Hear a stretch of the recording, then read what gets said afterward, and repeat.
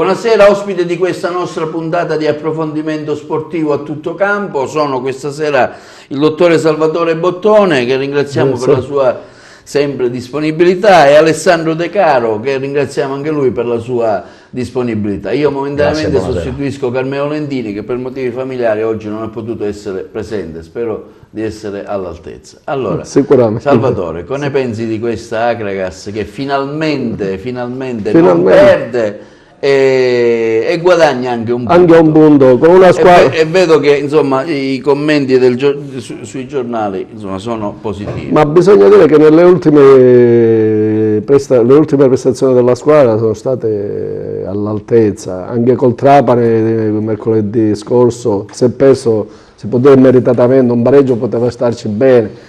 La squadra, dico, se si escludono le due prestazioni con la Juve Stabia, credo con l'Andria quando abbiamo perso 5-1, poi durante tutto il campionato raramente è stata messa sotto nel punteggio in maniera pesante. Ha giocato con gli squadroni e i risultati sono stati sempre striminziti. Ha perso sì, chiaramente magari soffrendo durante tutta la gara per differenza tecnica tra la nostra e le squadre avversarie, però dico sempre i ragazzi sono usciti a testa alta, dico tranne in quelle due occasioni. E questo di Cosenza è un risultato che dà anche coraggio ai ragazzi per le restanti partite che rimangono per concludere il campionato dignitosamente. Il campo di Cosenza chiaramente magari ci ha aiutato, era un pantano e quindi le squadre che si difendono sono aiutate da questo tipo di terreno, però dico c'è stata proprio la voglia di uscire indenne dal San Vito e quindi dico tutto sommato ci auguriamo che le restanti partite ci siano anche questo impegno e anche i risultati e poi vediamo, speriamo in Dio. Come so dire. Alessandro, il Cosenza leggo qui che è ottavo con 41 punti, quindi diciamo l'Akragas che è ultimo con 12 punti, insomma, il problema, diciamo, è stata anche una bella partita, no? Sì, ma questo è un campionato anomalo e strano. Io l'ho definito un campionato scadente, perché togliendo le 4-5 squadre che lottano tra le prime posizioni e play-off, le altre se la giocano. Chiaramente l'Akragas quest'anno ha avuto le chiare vicissitudini societarie, lo stadio e tante altre cose che hanno danneggiato un po' l'ambiente, hanno demoralizzato i ragazzi, il cambio di alcuni giocatori, giocare sempre fuori non è stato facile. Comunque l'Akragas, io credo, e ho detto la prima puntata e dalla prima partita, l'Akragas quest'anno rimarrà in Lega Pro, ne sono più che convinto, perché se è vero che questi signori iraniani vogliono investire ad Agrigento, è chiaro che mettendo dei soldini non vorrebbero perdere la Lega Pro, perché iniziare dalla D di nuovo per risalire non è facile, vincere campionati o in terza o in Serie A non è mai facile, quindi io sono convinto di questo, perché il ripescaggio a noi ci spetta, chiaramente ci vogliono l'illuminazione, ci vuole lo stadio a norma, ci vogliono i conti a posto in Lega, ma se questi mettono i soldini potrebbero tranquillamente in un paio di mesi sistemare tutto e quindi ritornare in Lega Pro. E per quello che si sente in giro è gente che vuole puntare alla B, non mettiamo palloni in aria per i tifosi, però io da tecnico e più che altro da tifoso acragantino lo spero vivamente, sai, avere per la prima volta l'Akragas in Serie B non sarebbe male, iniziando dalla C. Ma non ci illudiamo, pensiamo che siamo intanto ultimi in classifica e che sicuramente insomma andremo giù. La retrocessione è dietro l'angolo, perché se non ci sono 8 punti, 9 punti di differenza non tranne con colpi di scena, perché ci sono squadre imbragate in processi, in altre situazioni, però dico, noi dobbiamo guardare però c'è questa forza, noi dobbiamo guardare noi stessi, c'è questa possibilità di ripescaggio, insomma, ripescaggio, certo, perché abbiamo i conti a posto. Prima ripescano però le squadre che perdono i play-out in genere e poi se restano posti, come io penso che i posti resteranno, perché sì, non è un solo problema di Agrigento, dell'Akragas,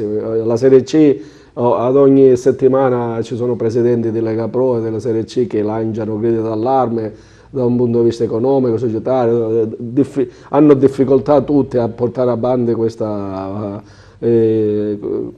società, perché dico, Gli introiti ci sono legati ai minutaggi, chi se lo può permettere, chi ha giovani in squadra, ma poi per il resto, tranne qualche derby, tranne qualche grande piazza come Lecce, Catania, poi il pubblico che affluisce negli stadi è ridotto perché ora la concorrenza delle TV, di altre cose, nuoce, e quindi sono dei bagni veramente di soldi che si fanno, per cui o hai un presidente mecenato, uno che veramente Investe, ha i soldi da del tuo, certo. oppure ci sono difficoltà enormi. D'altronde l'amministrazione comunale già è tanto che danno in gestione gratuitamente lo stadio quando possono, non sono i tempi di una volta quando le amministrazioni magari davano enormi contributi alla società sportiva. Ora, Bene, io manderei in onda il servizio sulla partita, così magari per dare un po' uno stacco alla trasmissione.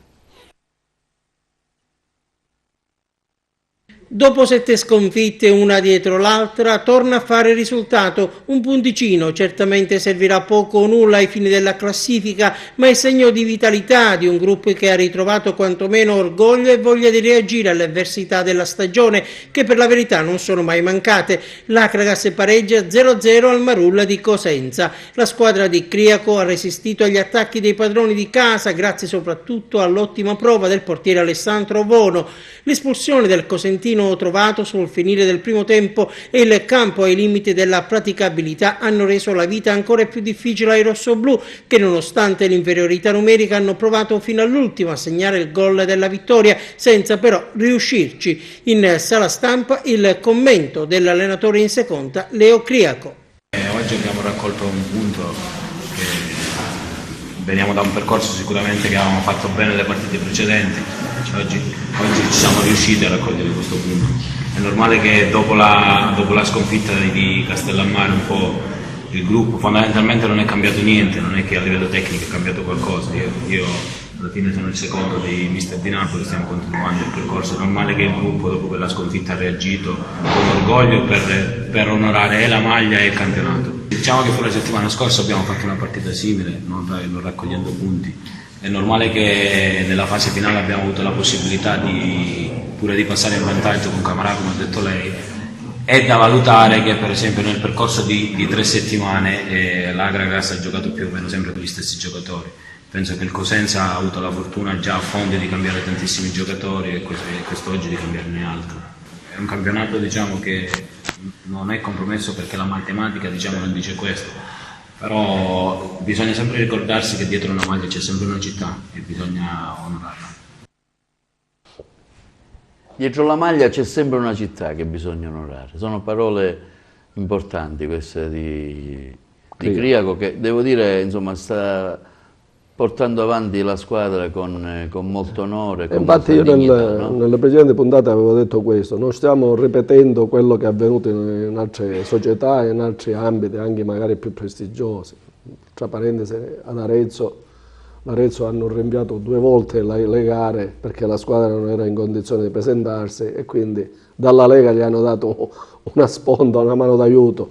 Dico, pur nelle difficoltà in cui si muove la società, bisogna riconoscere che poi stiamo ottemperando a quelli che sono come si dice, i minimi livelli agonistici. Ci presentiamo sempre in campo regolarmente, anche con notevoli sacrifici, anche con lunghissime trasferte, con disagi logistici di albergo, di ristorante, cosa, però ci presentiamo regolarmente e questo è un segnale che va a merito tutto sommato, tra virgolette, anche alla società, che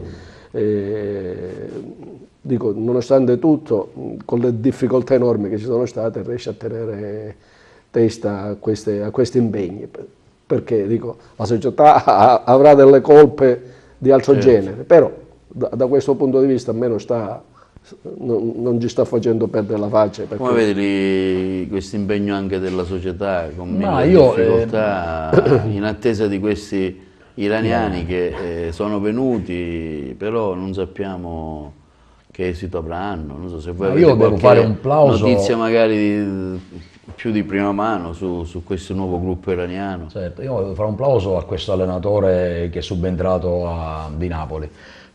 Chiaramente lui conosce l'ambiente, conosce i calciatori perché essendo stato qua già 2 anni li conosce molto bene. La cosa che mi ha impressionato è l'umiltà e la tranquillità e la serenità che trasmette all'ambiente, a differenza di Napoli, che tutte le volte che si perdeva le colpe erano dei fari e dei giocatori che non si impegnavano e della benzina che mancava e la pizza che non la mangiavano. Lui non aveva mai colpe. Invece l'allenatore deve sempre difendere il proprio gruppo, onorare la maglia, come ha detto, che è fondamentale perché rappresenta la città di Agrigento, ed è giusto che sino alla fine dobbiamo lottare per poterci salvare.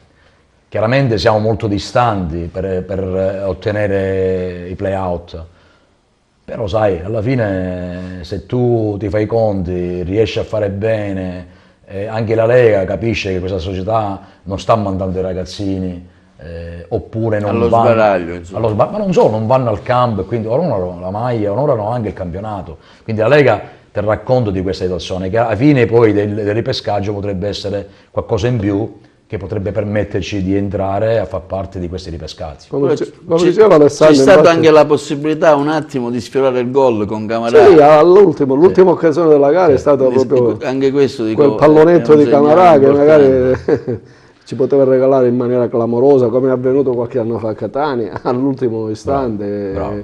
Una vittoria prestigiosa che avrebbe dato ancora di più impulso e più coraggio ai ragazzi.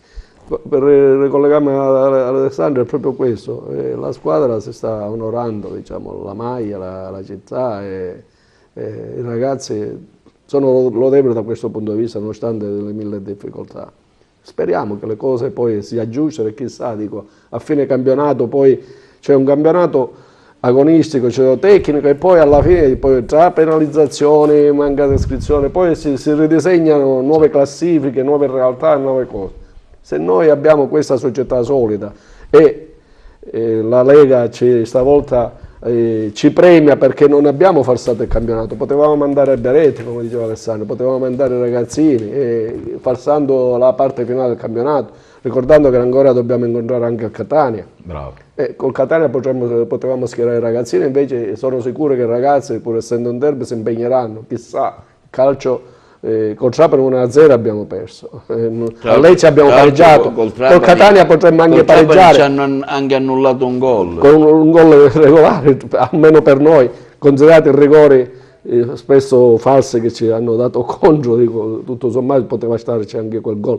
Dico, col Catania potremmo disputare una grande partita e strappare anche un punto ed essere determinante nella corsa per salire, per cui dico, la Lega dovrebbe apprezzare questo sforzo che la società, quello che rimane della società, che sta facendo per portare avanti un campionato regolare, per assicurare alla Lega Pro, alla Serie C, un campionato regolare fino alla fine. Per cui questi, dico, sono dei crediti che si possono sempre portare avanti, incassare poi, sperando che ci sia Alessandro, dall'altra ecco, parte. la squadra già è tornata ad allenarsi in vista della partita col Virtus Francavilla che insomma non è messa molto bene. Il Virtus Francavilla credo che sia settultima a 36 punti. Potrebbe essere questa la vinciamo. La partita la vinciamo. che dà questo pareggio, può essere magari la partita di svolta, chissà, magari. Io sono convinto che questa partita la vinciamo tranquillamente. Non si perde, ecco, già il fatto non la che perdiamo, non si anzi, perde. ti posso dire che la vinciamo tranquillamente, perché ripeto,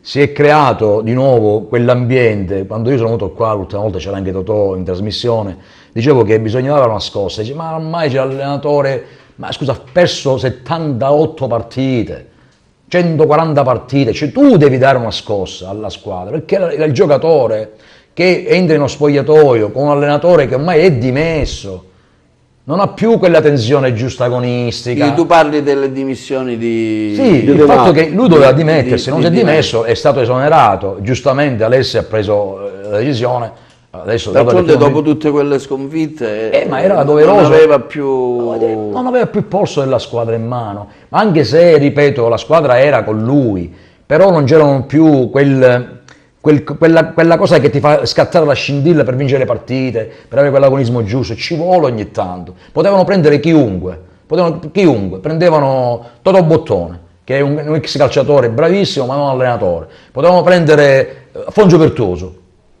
L'importante è dare una scossa dentro lo spogliatoio e questo c'è stato grazie anche al nostro direttore sportivo Ernesto Russello, la società stessa, anche stessa Alessi ha dato quel modo di dire ora basta, iniziamo da capo, e si è visto già, perché ha pareggiato contro il Trapani, ha perso 1-0 col Trapani e poi ha pareggiato a Cosenza. Però col Trapani, insomma, la partita è No, stata è una bella, cosa che una vorrei- bella partita, è una cosa che poi voglio, c'è stato il gol annullato, sì, il gol subito. e voglio aggiungere, forse perché quando affrontano ormai l'Agras sono convinti di fare facilmente 3 punti. Bravo. Nelle ultime 3 partite praticamente abbiamo giocato sempre in superiorità numerica, perché gli avversari perdono la testa, non si aspettano questa Siccome tenacia, l'ultima in classifica- questa resistenza da parte dei giocatori. Per Perché cui la squadra è ultima in classifica. infatti E sia quindi col Trapani- già diciamo la squadra sia concorrente col Trapani che col Cosenza, per rimanere alle ultime 2 gare, abbiamo usufruito dell'uomo in più, perché dico, sicuramente gli avversari che hanno necessità perché il Trapani lotta per vincere il campionato, il Cosenza per fare i playoff, hanno quell'ansia di fare il risultato, incontrano difficoltà e vanno in escandescenze. E questo dimostra... il fattore psicologico. è no, importante. questo dimostra ancora di più come l'impegno dei nostri ragazzi, che proprio tengono botta alle squadre avversarie e non solo. Un po' Alessandro, come è successo con la Juve con la Spalle, Sì, sì. che ha riaperto il campionato. Sì, giusto ma la per- Spalle... la Spalle è riuscita a tenere... Io ero uno di quelli forse che credeva che la Spalle vincesse contro la Juve, perché una grande squadra come la Juve, vero ha fatti 12 di seguito, ma prima o poi devi cadere, non puoi vincerle tutte. Non esiste nel calcio un campionato Cosa è dove... successo alla Juve, insomma? Forse Successo che era stanca dalla partita col Tottenham, oppure Ma secondo me... è andata lì col fattore psicologico sì, che sì. era ultima in classifica e E quindi poi, poteva- bravissimo, pensi anche a altre partite della Coppa, anche se loro sono dei professionisti seri, sono dei grandi campioni, e dei grandi campioni quando scendono in campo, dovunque si gioca per vincere. Però la Spalla ha giocato molto bene, si è saputo difendere, ripartiva nei contropiedi, ha fatto anche delle buone cose e ha messo in difficoltà la Juve. Poi passare da Wembley allo Bravissimo. stadio di Ferrara, insomma, Bravissimo. la differenza c'è, le motivazioni spesso non sempre, perché è un fatto di testa psicologico, non è tanto né di campo. Però ha riaperto il campionato questo sì, pareggio, perché anche loro erano convinti di fare... La Juve non è l'Inter, che è una squadretta, la Juve è una grande squadra. L'Inter può perdere Col col Benevento. Sassuolo, ma l'Inter ha vinto 5-0. no, ma ha quindi- perso col Sassuolo, ha perso con l'Udinese in casa, un momento pareggia col Crotone in casa, ha perso un sacco di punti, ma è l'Inter, la Juve è Juve. Secondo Devi te chi vincere. lo vincerà il campionato? Così, giusto per Io fare un po' penso di che divagazione io penso sportiva che nella massima serie, che sempre... Io penso che alla fine lo vincerà la Juve, perché raramente sbaglia i grandi incontri, specialmente qua in Italia, quindi basterà non perdere in casa col Napoli e il campionato penso che sarà definitivamente concluso. Non vedo come il Napoli ha perso tutto con quella gara in casa con la Roma. Purtroppo a poche giornate dalla fine i passi falsi così importanti poi hanno il loro peso, perché mancano pochi punti. E poi dico, la differenza tra la Juve e il restante lotto di squadre che lottano ai primi posti è legato alla rosa. La Juve, io sono convinto, con la seconda squadra farebbe la Coppa dei Campioni sicuramente, arriverebbe tra le prime 4. Alessandro, secondo te chi lo vince? Secondo me la vince la Juve, come dicevo tu, Perché? perché ha un organico più forte e che ha tanti ricambi. Però, metto un però, se dovesse fare un passo falso contro il Milan, ce lo giocano poi nello scontro diretto. Sono convinto che il Napoli non va a perdere a Torino, questo ne sono più che convinto. Sarà una partita molto aperta, un X2 come una volta, e se la Juve, ripeto, ha un piccolo passo falso contro il Milan, il Napoli può... Anche perché il Milan per ora, diciamo, No, poi ci sono- è molto forte, Poi insomma, è molto determinato, no? si incastrano per la Juve le 2 gare con il Real Madrid, dico, ci sono, però dico, ha una rosa a differenza delle altre Forte, squadre. forte. Napoli ha 11 giocatori e basta, capisci? La Juve ne ha, come ti ripeto, 22. Gli altri 11 farebbero sicuramente la Champions, se guardiamo tutte le riserve della Juve, per cui la differenza non è tanto negli 11 che vanno in campo, che bene o male se la possono giocare anche gli altri. L'Inter ha pareggiato con la Juve, dico, le altre squadre hanno fatto anche il risultato con la Juve, non sono andate sotto, ma in una gara. ma nell'arco di parecchie partite poi la rosa è importante, il turnover che tu riesci a fare. Esce Di Bala, entra Mandzukic. Questa pausa per le nazionali, solitamente quando si riprende di nuovo, solitamente quando sono le pause natalizie, le pause per la nazionale, poi si riprende e non si sa mai se la squadra può rispondere. A Torino poi sono abituati a volare sempre alto, a stare sempre in quei piani, a giocare quelle gare, cioè hanno il culto della vittoria, del vincere, mentre a Napoli ci si entusiasma per una partita, poi ci si deprime, cioè, come da Roma in giù praticamente. Ci sono anche queste difficoltà ambientali, perché c'è molta più passione. La Juve è una squadra più determinata psicologicamente. È più squadra, è più squadra. Invece però il Napoli è più collettivo. Sì, gioca a memoria. Su 11 è più collettivo il Napoli. La Juve sui 22, 25, 28 che ha un organico straordinario. Comunque ricordiamoci che la Juve deve andare 2 volte a Milano, Milan e Inter. Certo, è facile con l'Inter, andrà a vincere 5-0 facile. Insomma, dai, non ci buttiamo a terra. No, è la verità, scusa, l'Inter è una squadra che lotta per salvarsi, no, già è salva, matematicamente salva, potrebbe forse arrivare in competizione Coppa Italia, la può fare? Credo che la Juve comunque, a parte gli scherzi, se supera indenne i 2 risultati a Milano, vincendo col Milan e vincendo con l'Inter, ha vinto già il campionato. Senti, noi abbiamo preparato una clip relativamente all'elezione di Miccichè a presidente della Lega. Mi farebbe piacere, diciamo, contribuire anche alla trasmissione, se sentiamo. Poi, insomma, Miccichè è un siciliano, per cui vediamo anche questa potrebbe farci il miracolo Akragas. Questa breve intervista, prego.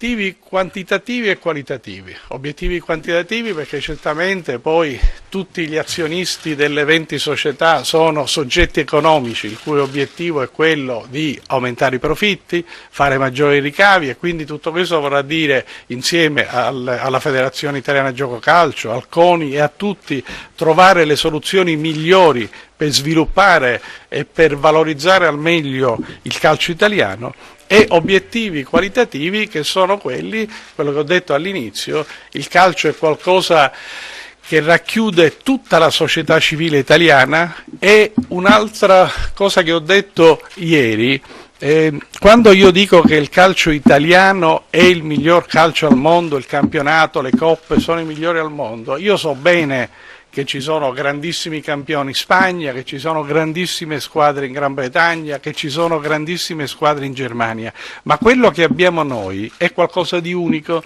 perché noi abbiamo grandi squadre, ma noi abbiamo grandi città. Ora non voglio citarne alcune per non dimenticarne altre, ma Napoli, Bari, Roma, Firenze, Bologna, Milano, Torino, Genova, Venezia, anche se in questo momento non è in Serie A, non solo sono posti dove tu ti vai a vedere la partita, ma sono posti dove il mondo ha interesse a esserci, e quindi ad andare a vedere le chiese, andare a vedere i musei, ad andare a provare i ristoranti, ad andare a vedere le zone intorno. Ecco, tutto questo a me sembra che gli altri campionati non sono in grado di offrirli. Quindi mettere a fattor comune tutti questi valori, secondo me ce la possiamo fare e ce la possiamo giocare. Un banchiere alla guida di quella che un tempo veniva chiamata la Confindustria del pallone, un bel impegno. Sì, diciamo una persona normale, appassionata di sport, che crede che lo sport sia una componente fondamentale della vita, che accompagna i momenti belli della vita, e anche una cosa a cui ho sempre pensato, i momenti talvolta di solitudine.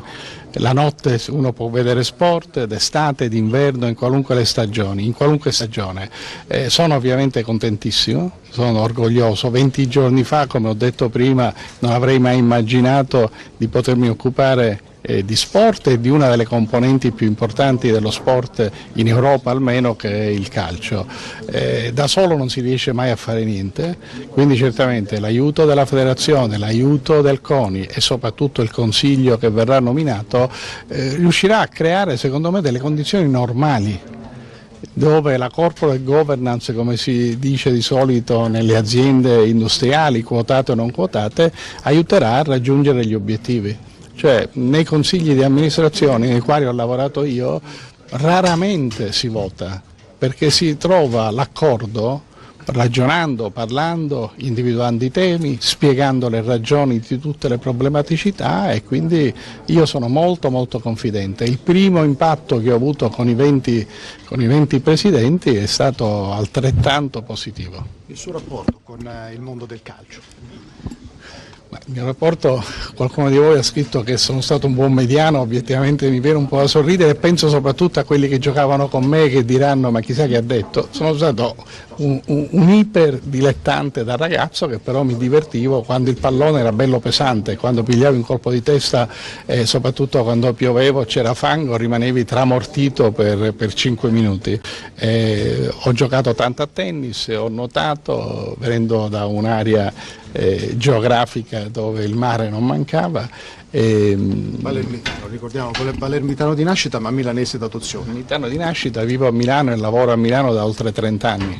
Quindi devo dire, ovviamente l'orgoglio della meridionalità e della sicilianità non manca, anche l'autorevolezza dei ruoli che ho ricoperto mi portano sempre a, come si dice, a calare qualche parola, qualche frase in siciliano, però devo dire sono altrettanto radicato nella milanesità, ma diciamo sono orgoglioso da sempre di essere italiano, e tutto ciò che è Italia mi entusiasma, e sono convinto che questo Paese effettivamente ha delle potenzialità straordinarie che, se si riuscirà a lavorare tutti insieme, si potranno sviluppare, realizzare.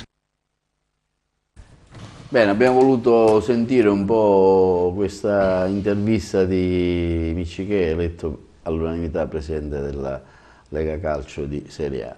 Un siciliano, insomma, poi un uomo anche di finanza, una nomina politica chiaramente, non tecnica, che poi ci sarà chiaramente la nomina anche tecnica, però diciamo... Rispetto ai nomi che si facevano, alle cose, sicuramente intanto c'è una stabilità nella Lega, diciamo. Ma è una persona come vedi questa elezione di positiva, nel senso che sarà una persona che saprà mettere bene i conti a posto, perché proviene dalla finanza e quindi una persona in gamba. Si presenta bene anche nel parlare, perché quello dico e quello nego, il buon da vecchio chiaramente spesso faceva arrossire una figura così istituzionale, così alta, a rappresentare il calcio, una potenza mondiale, perché ricordiamoci che l'Italia, nonostante non sia stata ammessa a Russia, ai mondiali di Russia, è la seconda potenza mondiale calcistica dopo il Brasile. Quindi avere ai vertici persone presentabili, spendibili è fondamentale. Purtroppo noi paghiamo spesso in Italia che ai vertici si mette la persona amica, magari non solo non competente, ma neanche presentabile spesso. Invece qua penso che sia stata una scelta ben fatta, è un meridionale, un palermitano, anche se vive da tempo fuori, e che speriamo possa anche se lui è presidente della Serie A, possa, chissà, darci anche una mano, una certa influenza, ci possa dare anche una mano, conoscendo le realtà meridionali, per le problematiche appunto finanziarie, economiche in cui versano tutte le società del sud, specialmente. Per cui dico, speriamo, è una persona, sono contento insomma della scelta. Alessandro, ecco, poi ha detto che il calcio italiano è il migliore al mondo, unico, una bella affermazione. È vero, ne sono più convinto. E anche questo, essere consapevole che il nostro calcio è importante, non essere secondi o terzi ad altri. Io quando sento, adesso parlo da tecnico, quando sento i miei colleghi allenatori che dicono, che predicano umiltà, io invece no, io predico presunzione. Nel calcio bisogna essere presuntuosi. Perché? Perché se tu non credi a quello che fai, non puoi andare da nessuna parte. Osho dice, se tu non ami te stesso, non puoi amare gli altri. Devi essere narcisista, ami te stesso, ami gli altri. Se tu ami il calcio, ami lo sport che fai, il tuo sacrificio è a disposizione degli altri, alla fine i risultati arrivano. Cosa voglio dire? Che lui rappresenta l'Italia calcistica e dice che nessuno al mondo ha le qualità che abbiamo noi come nazionalità, quindi come nazione. Quando dice Roma, capitale del mondo, i beni culturali, quello che noi abbiamo, oltre al calcio. Quindi chi viene a vedere la partita a Roma va bene? Non vede solo la partita, ma può gustare il nostro cibo, può andare nei musei, può andare a vedere il Vaticano, può andare a incontrare soggetti e posti che in altri posti non ci sono.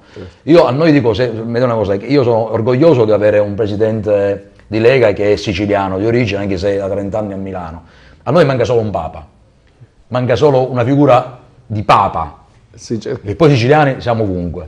Abbiamo avuto... Dico, ma per il calcio siciliano, ecco, questa nomina può avere una qualche traino, una qualche influenza? Sì, secondo me sì, può essere da traino, anche perché quando tu ti vai a sedere in Lega, è chiaro, lui rappresenta la Lega Serie A, ma quando si fanno... Ha nominato tutte le città tranne che Palermo, guarda caso. Lui voleva nominare Raffadali, perché è stato Raffadali per la minestra di Macco a Raffadali, poi non l'ha voluto fare per evitare storie. Scherzi a parte, ha fatto bene comunque, ha fatto bene perché si conosce la sua storia, si sa che è un siciliano doc ed è un palermitano, e chiaramente parlare della propria città, a differenza di altre, potrebbe essere non produttivo, no?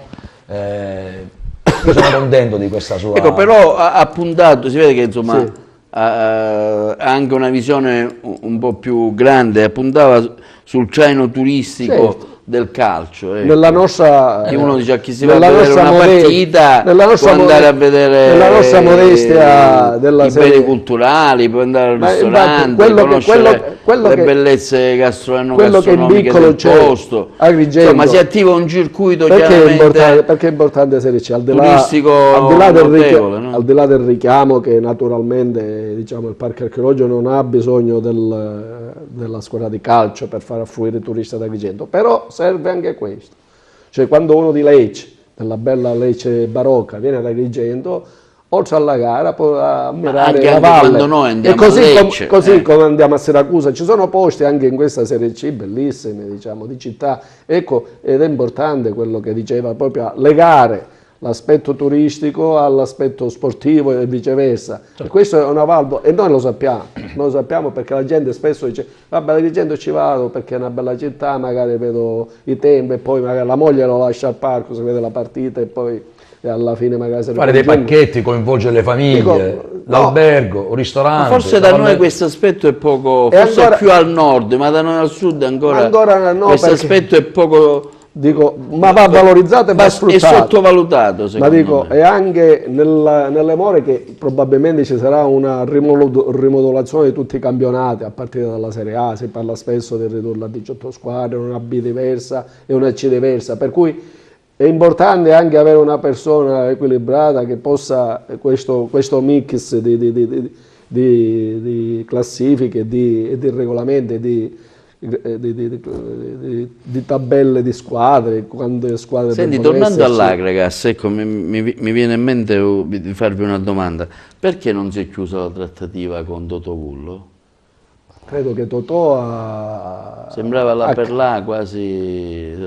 Totò è un amico mio, lo conosco, penso che io non ho mai parlato con lui in questo frangente, quindi non so quali sono state le motivazioni sia dell'avvicinarsi che poi dell'allontanarsi. È un discorso tra due, tra lui e la società, non sappiamo quello che è intercorso. È chiaro che magari chiedeva garanzie, che la società purtroppo, una società morente, non poteva garantire un proseguo. D'altronde lui si prendeva non una patata bollente, ancora di più, una squadra che veniva da una serie innumerevole di sconfitte, rischiava anche di perderci la faccia nelle restanti gare, per cui senza avere magari un ritorno, poi un proseguo nel futuro campionato anche di Serie D, magari questo l'ha frenato e penso che sia stato questo. Alessandro, tu che notizie hai? Che idea ti sei fatta? Insomma, ma io come Totò sono molto amico e legato a Totò Vullo. L'anno scorso e anche 2 anni fa lo sponsorizzavo per approdare all'Agragas. Quando poi venne Ricoli sono stato uno dei primi a iniziare a fare il nome di Totò.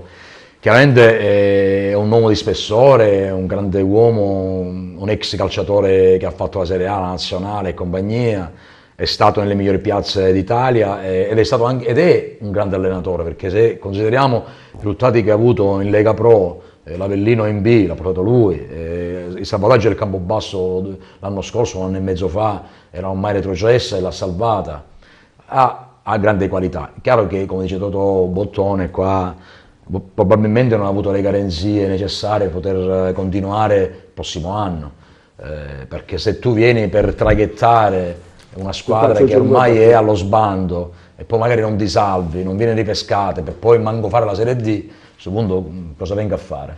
Anche perché non c'è questa situazione di società. Certo. Ci fosse stato già gli italiani dietro e dire ok, noi ti facciamo un contratto, tu rimani anche per il prossimo anno, qualunque sia il campionato, Totò avrebbe sicuramente accettato. Ecco perché. Secondo voi vengono questi iraniani, cioè confermato, oppure La trattativa sicuramente so che nell'area la trattativa è ci seria. sono segnali positivi, tutti ne parlano bene. La trattativa è seria, è stata seria rispetto a quelle che c'erano in itinere parecchio tempo prima, si sono rivelate dei bluff, mentre questa sia per le persone che si sono messe nel mezzo, è una trattativa seria. Poi come tutte le trattative può saltare, per carità, essendo due parti che si debbano mettere d'accordo, possono trovare o non possono trovare la giusta conclusione. Dico, io voglio essere fiducioso e non costa niente. Come diceva Pascal, a credere che Dio esiste non costa niente, perché se non esiste non hai perso niente. Ma se esiste e tu non ci hai creduto, è il rischio. Noi siamo nella stessa situazione di Pascal, quando della scommessa famosa di Pascal. Conviene crederci, perché se non vengono questi, la vedo bruttissima, noi rischiamo veramente da ripartire da categorie, non dalla Serie D, non credo neanche dall'eccellenza, noi rischiamo di ripartire proprio dalle categorie più basse, perché la società fallirà e non ci sarà un seguito, e questo sarà un fatto drammatico per la città. Avere uno stadio che tranne l'illuminazione potrebbe benissimo ospitare gare di Serie B, ora al ritorno, e invece abbiamo visto cambi di Serie C che hanno solo il palo di luce e poi e gli spogliatoi e poi null'altro. Purtroppo noi abbiamo. Ho letto che ci sono anche giocatori interessati da alcuni club di Serie A. Certo, se la trattativa va in porto diventa appetibile la città di Agrigento. No, ci sono dei giocatori dell'Agra, sì. Sì, no, questo sì. Ci sono l'Udinese, giovanissimi che si sono insomma messi in luce, anzi, qua vogliamo aprire una parentesi, se ce lo permetti. È stata disputata sabato una gara bellissima con Catania, alla Beretti. So che c'è stato lo 0-0. Il nostro portiere che ha parato due rigori in un minuto. Ha parato due rigori, fatto rarissimo nei cambi di calcio, subire due rigori nel giro di un minuto. Dico, una partita lottata, e dico, è un peccato perdere anche questa, perché non si perde solo la prima squadra, la società, si perde anche un patrimonio di giovani che poi magari andranno in altre società, in altre cose. C'è un lavoro che si è fatto bene. È un peccato, perché ci sono dei ragazzi di valore e qualcuno che si è messo anche in mostra per categorie superiori. Bene, noi abbiamo preparato un altro servizio. La scorsa settimana c'è stata una manifestazione dedicata al giudice Rosario Livatino, con un premio Livatino organizzata dalla Lega Arbitri. Se gentilmente la regia ce lo manda in onda, così diamo anche questa notizia di un evento sicuramente interessante, che merita appunto la giusta luce. Antonio Di Martino, il giovanissimo arbitro di calcio che quest'anno ha esordito in Serie A e che ieri sera ha ricevuto il premio Livatino istituito dall'AIA di Agrigento. Direi che sono veramente molto orgoglioso. Prendere questo premio ha un'importanza grandissima già per il significato, ed essere il primo a riceverlo è veramente un orgoglio e un onore per me. Lei viene da Teramo, dalla sezione di Teramo. Qual è l'idea che si è fatta del giudice Livatino? Magari sentendone parlare ultimamente in previsione della consegna di questo premio. Guardi, appunto questo premio è istituito proprio per i valori morali ed etici del giudice e proprio della sua vita. Per il grande lavoro e per la vita dedicata appunto al combattimento, alla guerra contro le mafie. quindi sicuramente ricevere questo premio è ancora di più un orgoglio, non tanto perché si riceva per un discorso tecnico arbitrale, ma anche per un discorso sicuramente umano.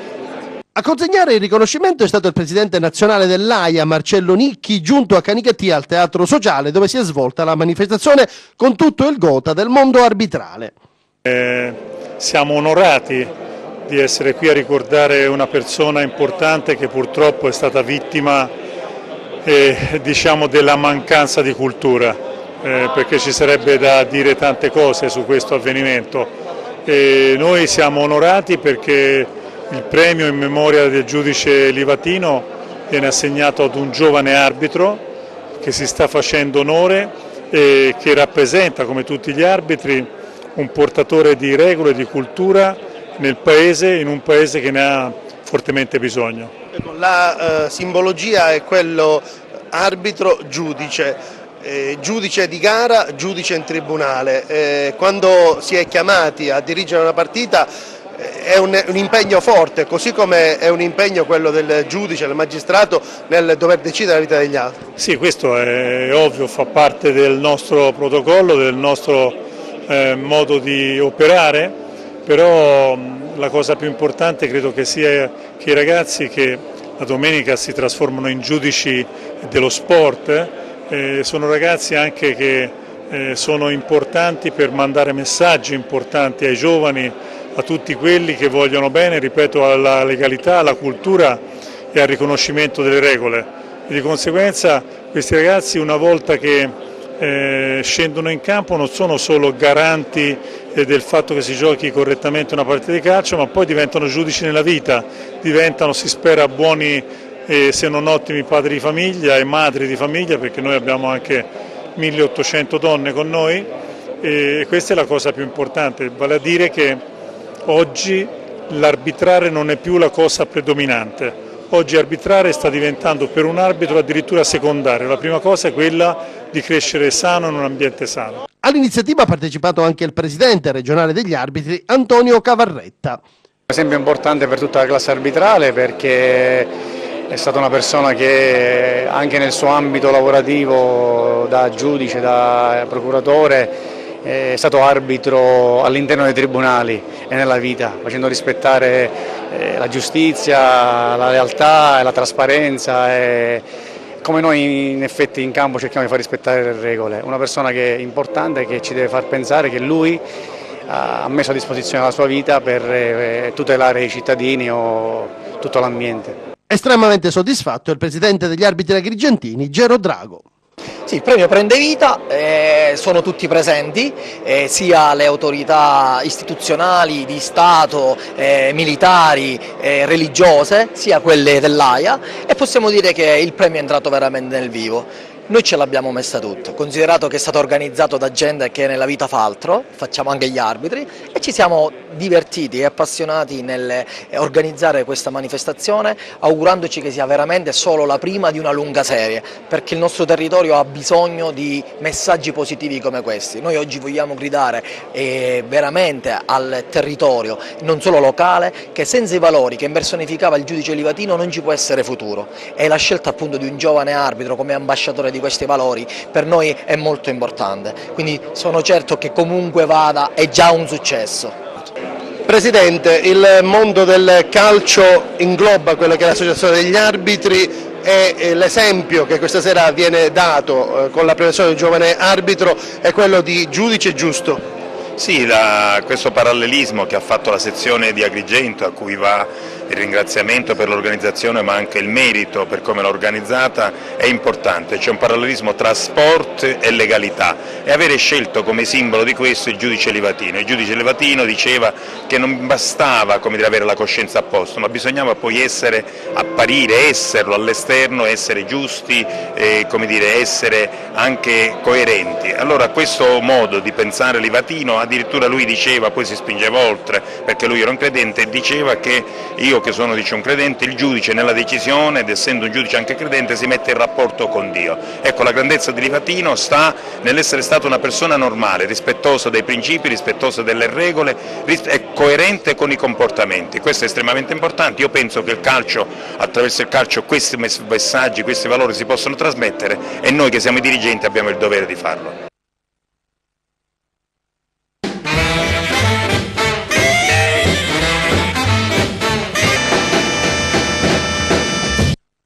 Hai un immobile da vendere? Cerchi casa? Ti serve un ufficio, un locale commerciale o cerchi un terreno? Biro Affare è l'agenzia immobiliare che fa per te, attenta alle necessità di venditori ed acquirenti. Vieni a trovarci a Favara oppure vai sul nostro sito. Troverai assistenza, competenza e cortesia e l'affare immobiliare che cercavi.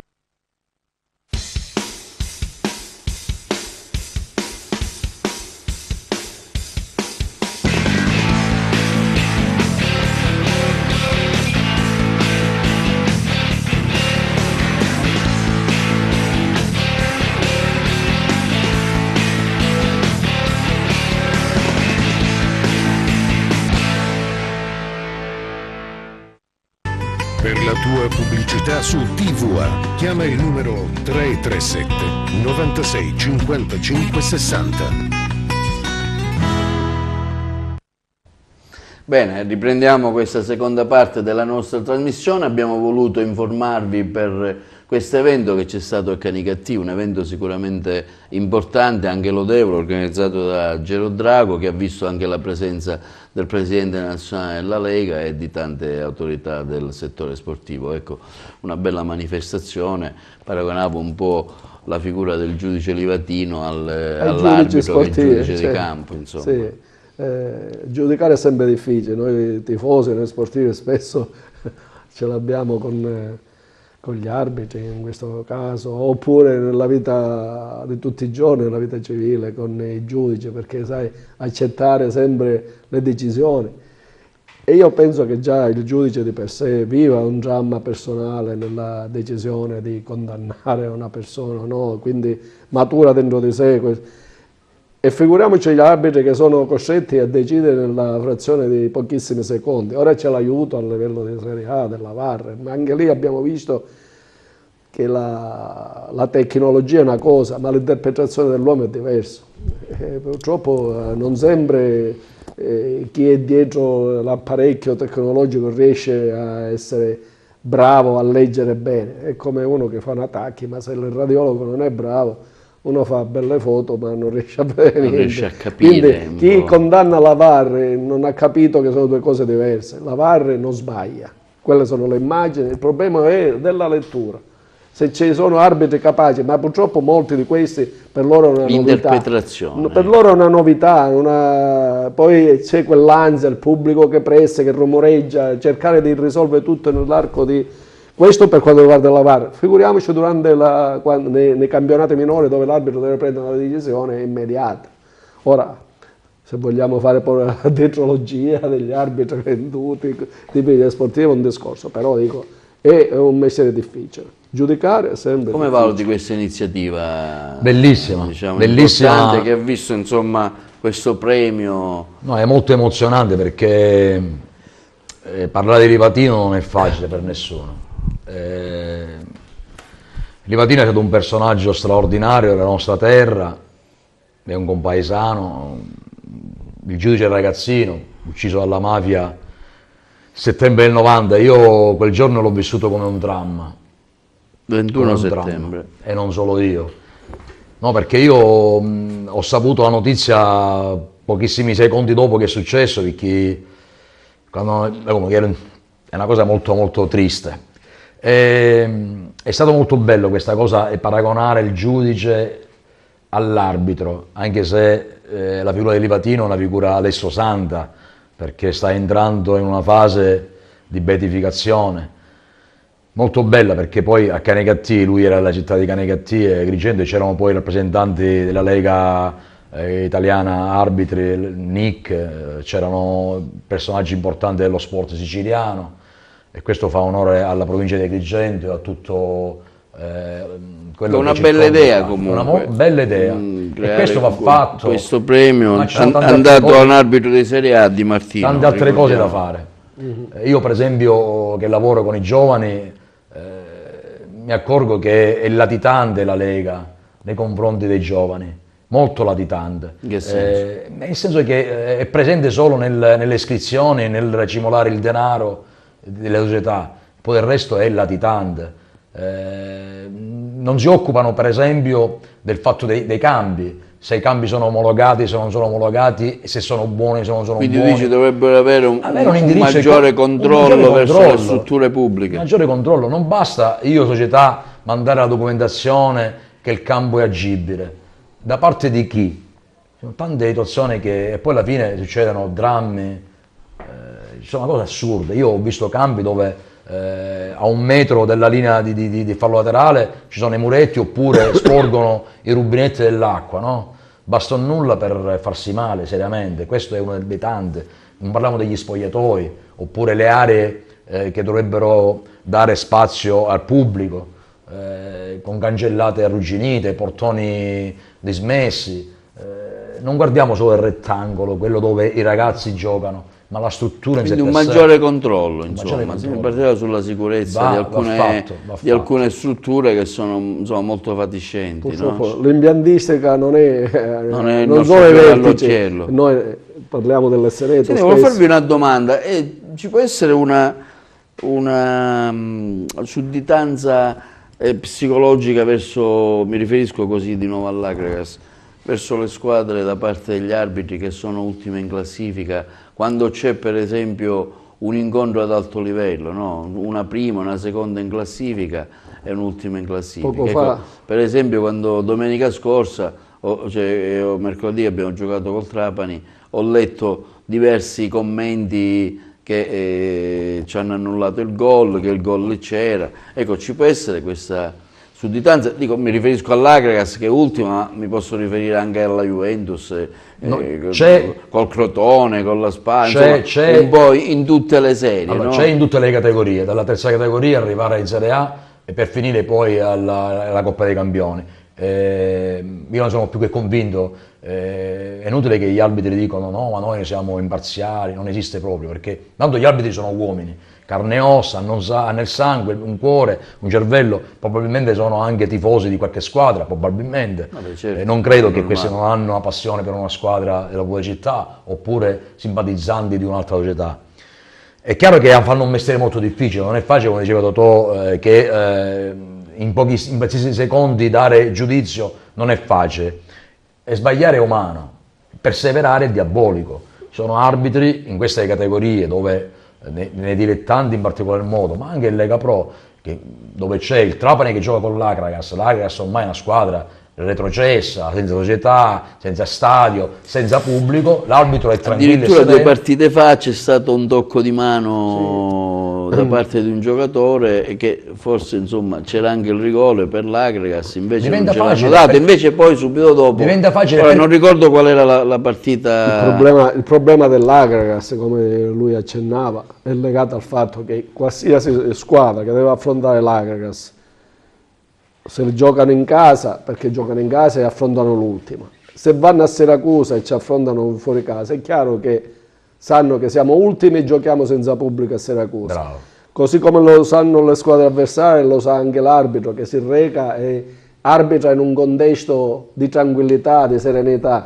Per cui se arbitra Agragas Catania, quella sudditanza psicologica che non deriva tanto dal singolo fallo, dalla singola azione, è nella conduzione. Io quello che condanno spesso agli arbitri è la conduzione della gara, cioè tutta una serie di falli laterali e dubbi dati sempre alla squadra di maggiore blasone, di calcio d'angolo. Non è il fuorigioco clamoroso, il rigore clamoroso dato o non dato, è nella gestione spesso di tutta la gara, dei 90 minuti che indirizza chiaramente, aiuta sempre un po' di più la squadra più forte, anche perché sono uomini, come diceva Alessandro, che necessitano e vogliono fare anche carriera. Chiaramente annullare 2 gol alla squadra prima in classifica e avere gli strali della società che ha avuto annullate 2 gol della squadra prima in classifica nuoce al buon andamento. Un'ingerenza. C'è un'ingerenza. Se si lamenta l'Agrias, ultima in classifica, cioè non viene presa neanche in considerazione. Se il Catania, se il Monaco, se il Lecce, le Verane o il Trapani, le cose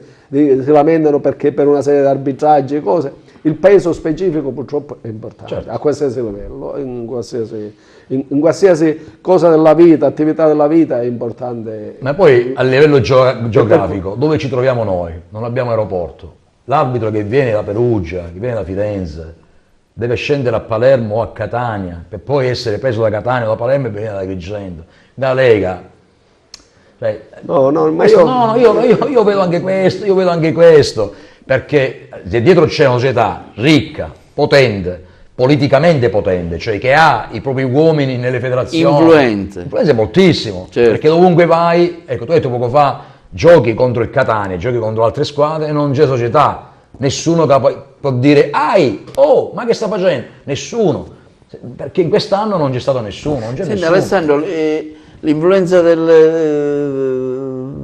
la mancanza dei tifosi in una partita, ad esempio, fondamentale. Quando può incidere, diciamo, nella psicologia arbitrale? Per me è un 80%. Il fatto che l'Agragas giochi, per esempio, a Siracusa, un 80%, saranno 10 persone, rispetto a quando gioca qui, che magari ce ne sono 700, 800. Bravo. Per chi ha giocato e che tipo di influenza ha verso la squadra? Arturo, per chi ha giocato a calcio e ha vissuto i momenti della partita, perché io quando ho preso il diploma a Coverciano ci hanno fatto fare la lettura della partita. La lettura della partita non è solo in una fase dove c'è il rettangolo di gioco, ma è in 14 punti e parla di che cosa? Parla di come arriva allo stadio, di quando entra allo stadio, il pubblico, la tribuna, il bar, gli inservienti, tutte queste di qua fanno parte della lettura della partita, perché la lettura della partita non è solo quella tecnica, lettura della partita, lettura della partita, perché tu psicologicamente entri in uno stadio dove trovi personale di casa che ti guarda in una maniera, trovi uno spogliatoio che non è agréable, come si dice in francese, dove trovi un ambiente ostile, tu questa cosa psicologicamente fa, e lo sai meglio di me, funziona e come? Gli arbitri la sentono pure, che tu arrivi nello spogliatoio dell'arbitro e ti fai trovare la frutta, il succo di frutta, e l'acqua, e quest'altro, le cortesie, e buonasera, i dolcini, i cannolo siciliano da portare per la moglie. È chiaro che l'arbitro apprezza notevolmente il gesto e se ha da fare una carezza alla squadra che ha portato quel cibo, glielo fa. Quindi anche gli spogliatoi, fondamentale, il pubblico, l'accoglienza. Quello che accade prima della partita è fondamentale per la partita. Il pubblico è una delle 3 componenti fondamentali, cioè la squadra e la dirigenza. Una società di calcio si compone di queste 3 figure: tifosi, dirigenza e squadra.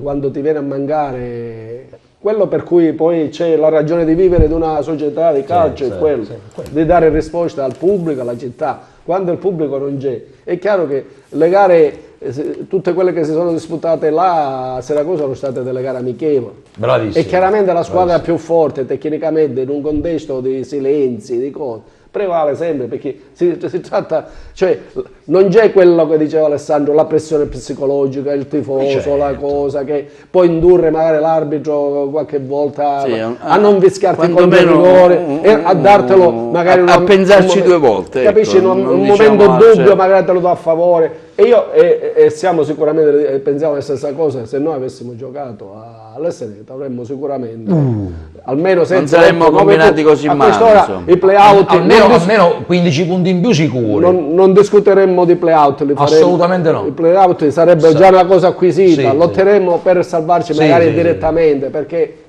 di questo si tratta. Allora, l'ultima parte della nostra trasmissione vorrei dedicarla alla Fortitudo, che ieri, ricordiamolo, ha fatto una bella partita, una bella vittoria col Trapani, quindi abbiamo perso con l'Agrias ma abbiamo vinto con la Fortitudo. Vendetta sia. Complimenti alla Fortitudo e complimenti a Ciani, perché con questa squadra giovane sta dimostrando sicuramente che si può fare tanto. Al via il servizio della Fortitudo. Prego Marco Michalizio, sempre attento alla regia, a mandarlo in onda. Il derby siciliano lo conquista la Fortitudo Agrigento. I biancoazzurri davanti al pubblico amico hanno battuto il Trapani, seppur di misura. Il punteggio finale è stato di 64-62. La Moncada, avanti per circa mezz'ora, nel finale si era poi fatta recuperare, ma grazie ai canestri di Simone Pepe ha messo la freccia e è tornata in vantaggio, mettendo in cascina punti importanti in chiave playoff a fine match. Ecco le parole del coach Franco Giani. Con una prima metà nella quale direi abbiamo condotto con grande qualità e con grande precisione il gioco, sia sotto il profilo tattico sia sotto il profilo dei ritmi, conducendo anche con margini importanti, con margini che qualora confermati ci avrebbero consentito anche di ribaltare la differenza canestri. Chiaro che costringere i nostri avversari a 18 su 62 dal campo significa che in difesa abbiamo fatto bene. Significa che l'idea di aiutare, raddoppiare, scalare ha tolto abbastanza continuità e riferimenti ai tiratori. Credo che oggi abbiano fatto una delle peggiori percentuali al tiro da 3 punti del campionato, senza che noi peraltro subissimo in maniera esponenziale un giocatore importante offensivamente, che può essere offensivamente devastante, come Renzi. Per cui direi che sotto il profilo difensivo abbiamo fatto una grande partita su tutta la linea. Sotto il profilo offensivo abbiamo fatto 2 primi quarti eccellenti e 2 secondi quarti un po' troppo dove abbiamo subito un po' troppo l'incremento di aggressività e di fisicità della loro difesa. Beh, dobbiamo dare merito, insomma, 64-62, una bella partita ieri, sì, quella della Fortitudo. Sì, come dicevamo fuori onda, è la dimostrazione che quando c'è un progetto societario alle spalle, una società forte economicamente, che ha avuto anche il coraggio di costruirsi, che se no un palazzetto dello sport, viste le difficoltà che c'erano in città, e quindi una continuità tecnica negli anni con Giani, che ha lavorato benissimo, e quindi i risultati poi, anche se con un budget ridotto, si riescono ad ottenere, e quindi è come un fiore all'occhiello della città, quello che purtroppo non è venuto con l'Agra. Alessandro, tu lo segui la Fortitudo? Sì, questo è un fiore all'occhiello della nostra provincia. Quando la partita finisce 64-62 con 2 punti di scarto, vuol dire che è stata giocata in maniera molto precisa e molto in difesa, è stata combattuta. Non sono quei risultati di 115 a 88, grossi margini, quindi è stata una partita molto combattuta. E fare basket dove io ho studiato per portare il calcio a 5, no? Quindi quello che si faceva nel basket e nel calcio a 5, zona e pressing, è molto molto dispendioso, e lui ha molte qualità, considerando l'handicap di questo tecnico, ma cuore e cervello, e che ha anche un'anima fondamentale per il gruppo, riesce a trasmettere grandi motivazioni, e poi è uno che veramente studia il basket per poterlo insegnare, che lui non può dimostrarlo in campo con i movimenti, ma lo dimostra attraverso la lavagna, attraverso i disegni che riesce a dare, e ai suoi collaboratori poi... E poi sta dimostrando che anche con una squadra giovane, ricordiamo che l'anno scorso c'è stato un momento in cui il padrone Moncada un ridimensionamento voleva gettare la spugna, sì, perché magari aveva una squadra che costava troppo, e quindi un nuovo progetto sportivo che insomma sta dando i suoi risultati. Sì, sì. Peccato un po' il tifo, che non è, la piazza è quella non che è molto seguito, cioè, rispetto alle aspettative si aspettava di più. Ritornando questa è una nota dolente che spesso il presidente Moncada diciamo, fa cenno. Questo deriva da che cosa? Dal fatto che, ritornando a noi, anche il calcio è lo sport più popolare, la squadra, diciamo, quello che tira di più. Il basket è sempre, diciamo, rispetto al calcio, uno sport minore, se così si può dire, e quindi il bacino d'utenza della tifoseria è chiaramente ridotto. Consideriamo che molti di quelli che vanno a vedere le gare, come Alessandro Alza, sono tifosi prevalentemente di calcio, a cui piace anche la pallacanestro, e vanno. però dico non c'è quella passione di 50 anni di calcio, per cui forse fra 20 anni, 30 anni ci sarà anche qua, se persiste questo progetto, ci sarà questo bacino di utenza, si allargherà, ma non si può, cioè, di calcio anche se non viene frequentato l'Esteneto ne parlano, ci sono siti di 5.000 e 6.000 utenze su Facebook, parliamo di quei, cosa che sono numeri spaventosi, diciamo, rispetto a poi alle presenze domenicane all'Esteneto. Il basket ha quel target, è più di nicchia, saranno quelle 500 persone, ma fuori poi non c'è niente. Non è, che non è che ci sono 10.000 persone che parlano di basket e vanno a Palamongara 500. Sono quei 500 e fuori magari ce ne saranno altri 100, ma non più di tanto. Quindi, anzi fanno grandi numeri per quello che penso io. Anzi, le difficoltà dell'Agragas portano magari qualche tifoso dell'Agragas a frequentare il Palamongara. Per cui anche se spesso fanno anche le iniziative, una società che gestisce, che c'è stata il torneo studentesco che c'è stato 15 giorni fa, Fortitudo Cup. Si sa vendere bene, ho visto che lì il marketing lo sanno curare, insomma. Però parliamo di due realtà e due mondi completamente diversi, per cui il ridotto numero di tifosi al Palamongara io lo... tranne per i playoff, quando ci sono le gare, magari ognuno, ma una cosa per l'avvenimento, una cosa la routinarietà di tutte le partite domenicali. Lì paghi perché poi non c'è un grande bacino d'utenza, capisci?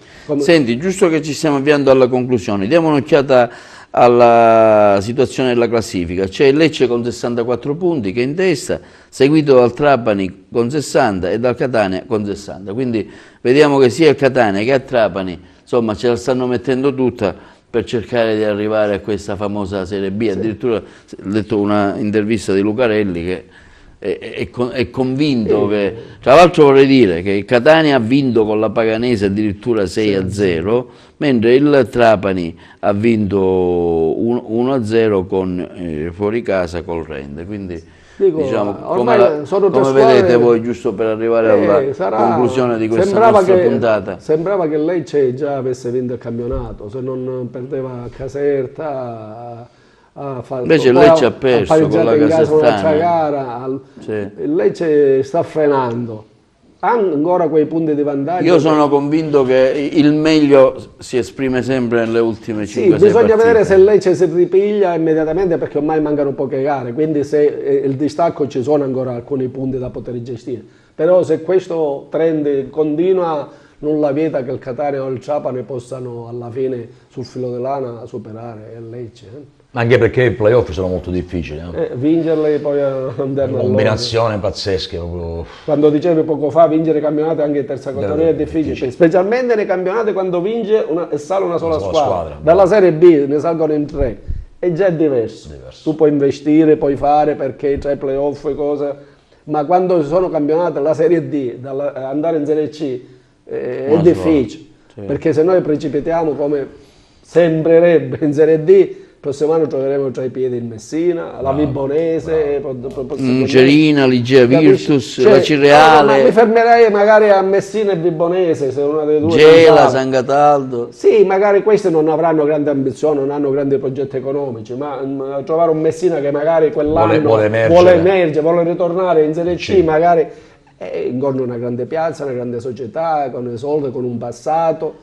Bravo. Con tutte quelle attenzioni psicologiche che abbiamo detto degli arbitri, per cui dico, poi diventa difficile, perché quando ne sale una sola i campionati sono difficili e non lo sappiamo perché abbiamo rischiato poi il fallimento dopo aver vinto il campionato di Serie D e tutte le nostre disgrazie e disavventure derivano da questa vittoria di campionato che ci ha indebitato fortemente e ancora paghiamo. Come l'Inter che ha vinto la Champions e poi flop. Noi dell'Inter è un fatto normalissimo, è di amore nel rispetto dei tifosi di altre squadre, ma non potevamo vincere sempre, noi siamo fatti così, vinciamo il tutto, poi ci fermiamo per 10-15 anni, ci riposiamo, facciamo vincere gli altri e poi ripartiamo, ma è così. Bene, allora chiudiamo invece con un pronostico e con un auspicio. Sabato prossimo si giocherà diciamo Akragas Francavilla. Io penso che vinceremo. Vinciamo, io sono a Siracusa, io vado a vedere la partita. Sabato. Sabato pomeriggio. Sabato pomeriggio. Io ci vado e l'Agras vincerà con maniera semplice. Non lo prometto, ma può essere che verremo anche noi di TV a seguire. Se ci vieni tu, e tu ci vai, Salvatore. Io forse per problemi di lavoro non sarà difficile, però dico io. Quindi qual è il pronostico? Secondo voi? Penso che vinca. Finalmente dopo tanto tempo vinciamo 2-0. Va bene, e allora con questo pronostico di una, speriamo, vittoria dell'Agragas, chiudiamo questa puntata con i miei ospiti graditi, che io li ringrazio. Purtroppo il conduttore Carmelo ha avuto un problema e non è potuto venire, spero di averlo sostituito. Lo salutiamo comunque. Lo salutiamo e gli facciamo sempre i migliori auguri. Allora, grazie Salvatore Bottone, grazie Alessandro De Caro, grazie sempre alla regia, al nostro Gerlando Putera alla camera e grazie sempre ai nostri telespettatori che possono vedere la trasmissione sul canale digitale terrestre 92, dopodiché in streaming sul sito televideagrigento.tv e caricheremo questa puntata anche sul nostro canale Twitter e YouTube. Grazie e una buona settimana. È una buona Pasqua, è una buona Pasqua. Facciamo gli auguri di Pasqua a tutti i nostri telespettatori e godetevi la Pasqua in tranquillità con tutta la famiglia, per chi è in famiglia e per chi ha la possibilità di uscire, di andare via, insomma che si diverta. Grazie e una buona Pasqua ancora, grazie. Auguri a tutti.